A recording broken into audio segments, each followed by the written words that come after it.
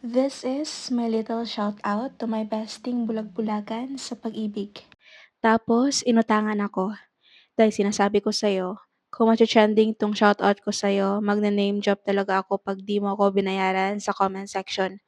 Nanggigigil ako sa'yo, call me Maria, kahit bakla ko. Yan ang type kong name, okay? So, meron akong friend, katrabaho, nakipag-live-in sa isang lalaking may kaso ng pagnanakaw sa pulisya. Bale may grupo sila at nagpasok sila sa isang appliance center and worth 200K items yung nanakaw nila. Naging tambay rin kasi yung jowa niya. Sideline niyang pagkakanta, matumal.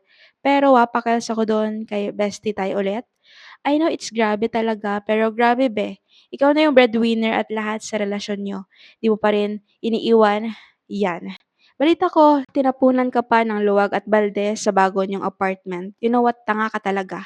Grabe ba talaga yan mag-brainwash yung boyfriend mong di ko talaga alam saan mo yan nagustuhan dahil. Oo, magaling yan siyang kumanta pero lahat ng Pilipino, kada lahi may kumakanta.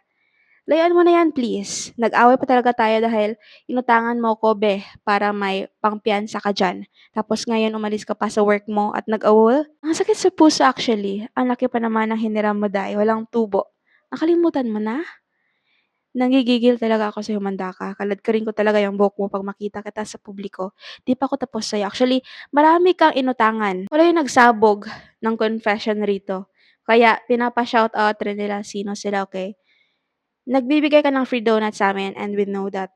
Last, nag-work yang ka-live-in mo sa isang donut eme pero utang mo is utang, period tayo dun. Alam ko yung hiya ng pinagdadaanan niyo today ng pamilya niyo pero almost 3 taon na. Pakonti-konti yung utang mo tsaka ngayon parang bundle na, hindi mo na kayang bayaran. Dagdagan ko pa 'pag marinig mo 'to. 'Di ako nagkulang sa'yo bilang kaibigan mo. We show concern for you. We treat you best pero sinira mo rin trust issue namin, pati mental health. OA na kung OA. Yun lang, see you when I see you.